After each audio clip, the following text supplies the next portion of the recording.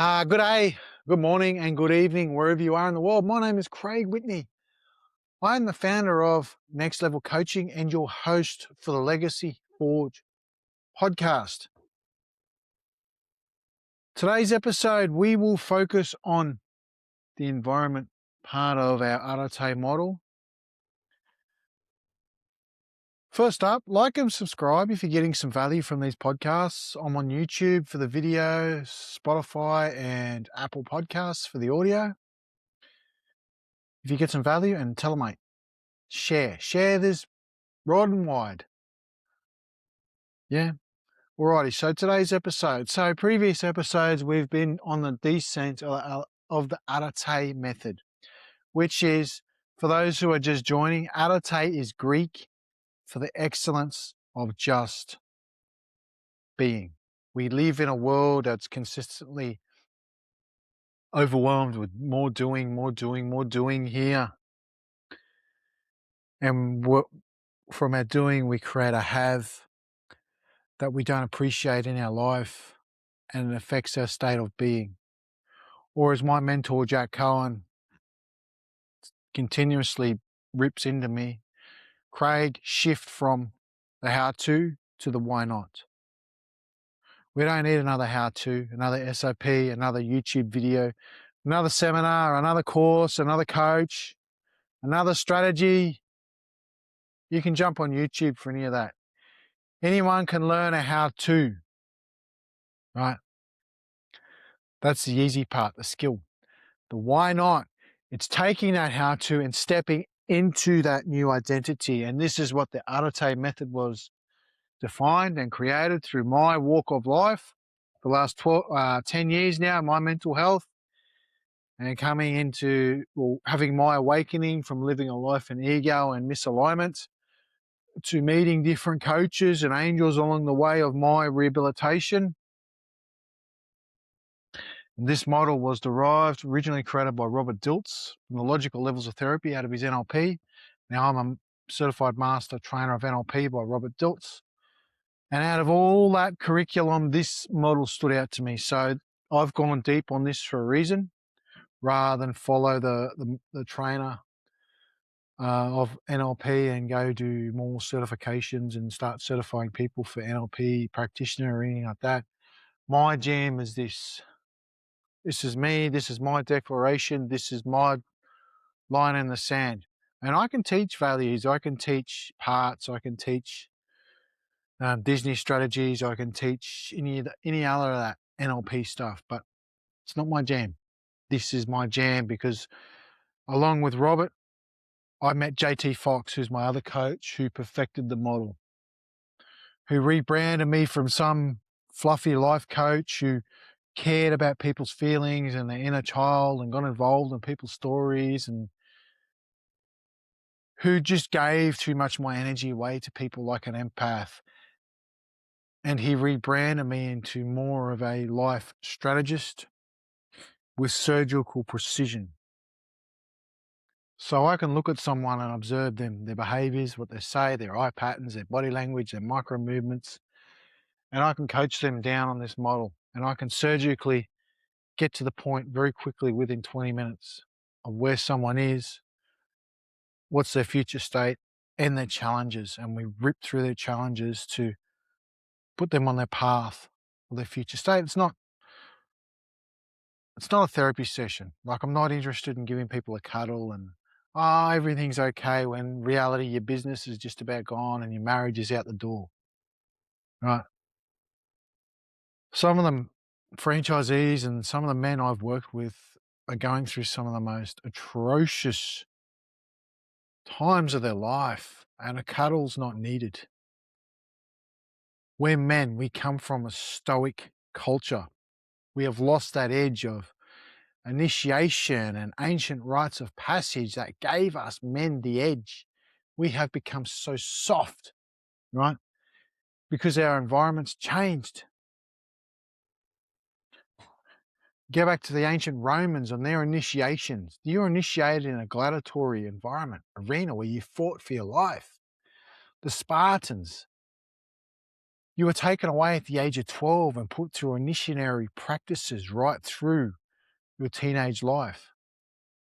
Encouraged to fight, to steal, sometimes to kill your own brother, that kind of stuff. We've lost that edge. Yeah.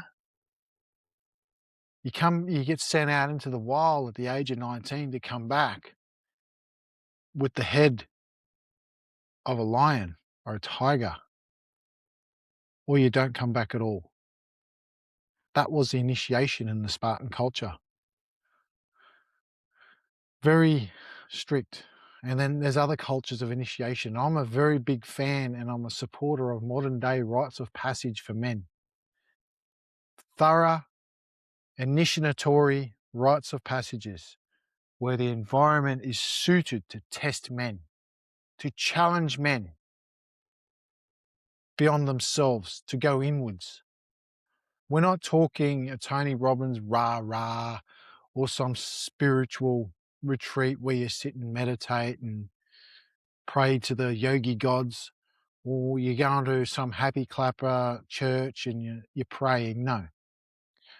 We're men, we're physically orientated to be challenged. We need to feel challenge. This is why physical initiation process style works. Paramilitary exercises, your Iron Man, Spartan warrior, that kind of stuff. Initiatory stuff that forces a challenge, forces the body to be challenged and experiential, yeah?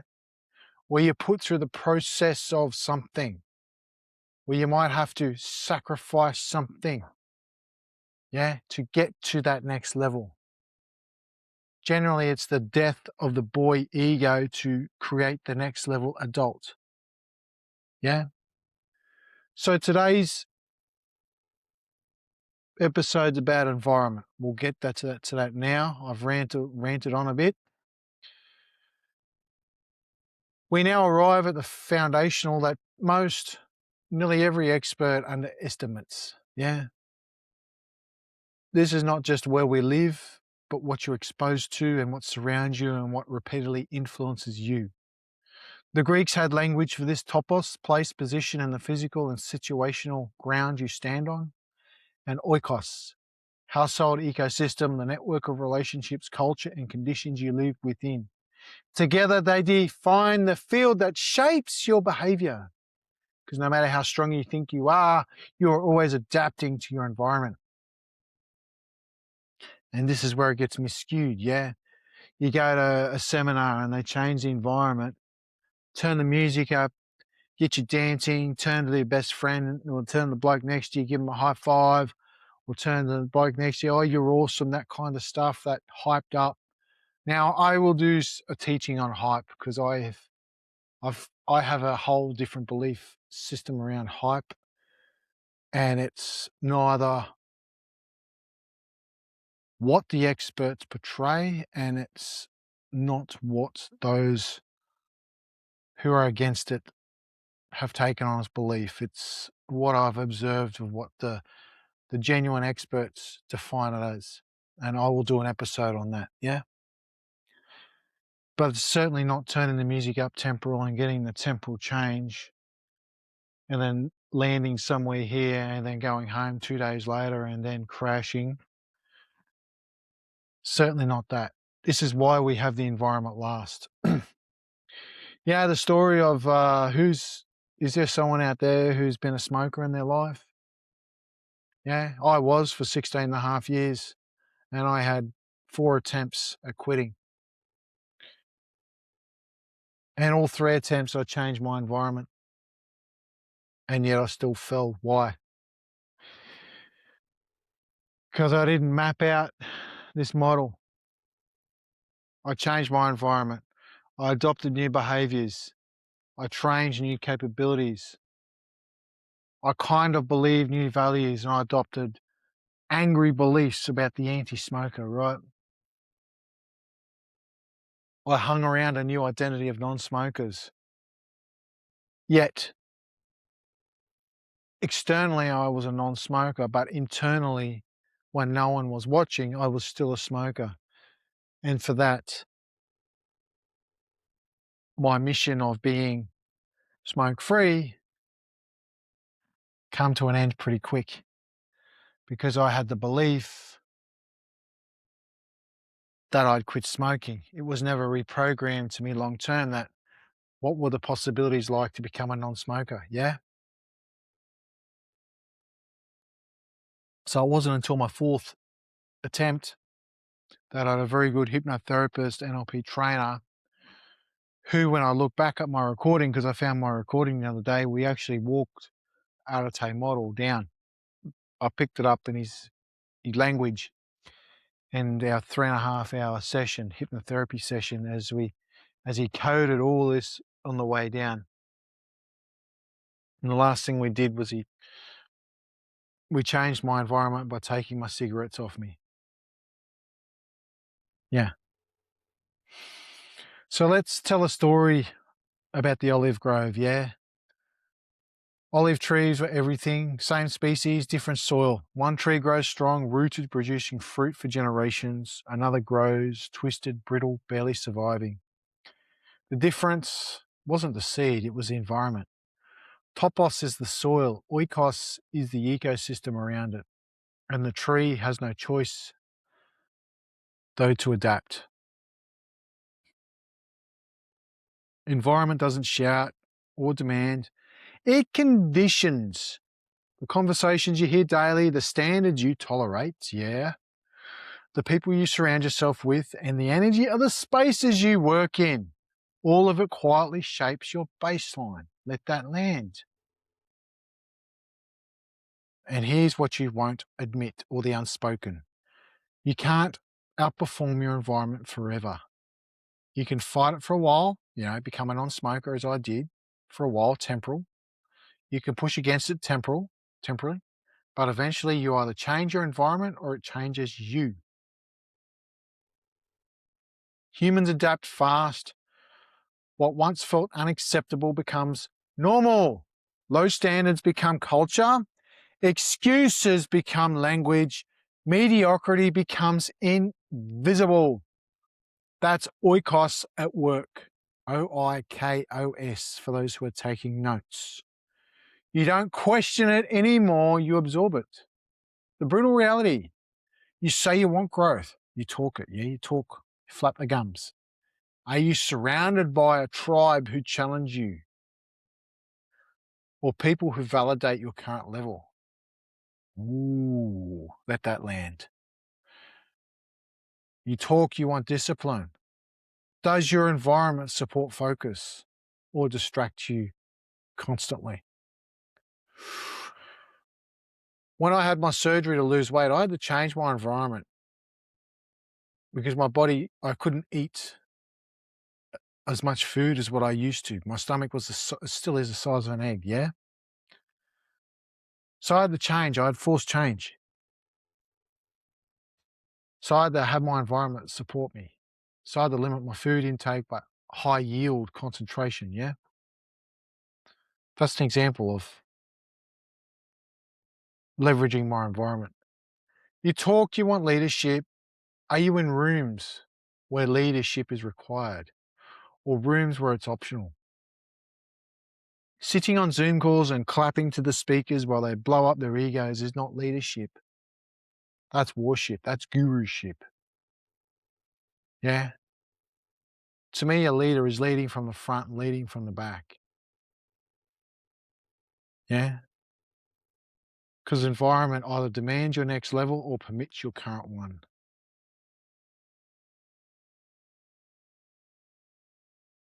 Or Topos and Oikos, it's the field you operate within. Yeah? And let's see how it fits with the rest. Praxis and ethos is what you repeatedly do. Techne and dynamis is what you're able to execute. Dosha and axioma, what you think is true and important. Virtus, who you become. Dominion, how you influence others. Legacy, what endures? Ooh. Environment is the outer layer. It affects everything underneath it. If your environment is misaligned, your behaviors drift, your capabilities weaken, your beliefs distort, and your identity fractures. Let's make this visceral for a moment, yeah? Write these down. If you got pen and paper, what environments are you tolerating that are keeping you small? Who in your oikos reinforces your current identity instead of your next level? What spaces drain your energy instead of sharpening it? And if someone stepped into your world for 24 hours, what would they say your environment is producing?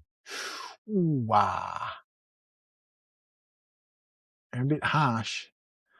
Topos sets the stage, Oikos sets the standard. Environment doesn't ask who you want to be. It shows you who you're becoming, that mirror, right?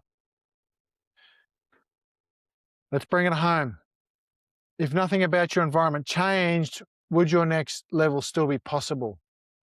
Or are you expecting growth from a field that was never designed for you to produce it? Arete descent, the last level. You don't just upgrade yourself, you upgrade the world you operate in. Or that world will quietly decide your ceiling for you. Yeah? Let that land for a minute. What's alive? What do you notice? What'd you learn? And what you're willing to share? I'd love some comments. Because this is I'd say the final layer of this. Except there's one more, and I will get to that in the next episode. All right? Love to hear in the comments, what'd you learn? What did you notice? What'd you learn? And what do you want to share for that? Alrighty, that concludes today's episode on behaviors. Like, subscribe, Apple Podcasts, Spotify, YouTube for the video. Tag and share with a mate. Let's get this out to the world. Yeah? This changes lives. Yeah? This is not making people feel good. This is changing people. Transformational change. Alrighty, guys. Until the next episode, Arete, the excellence in just being. Bye for now. Speak soon.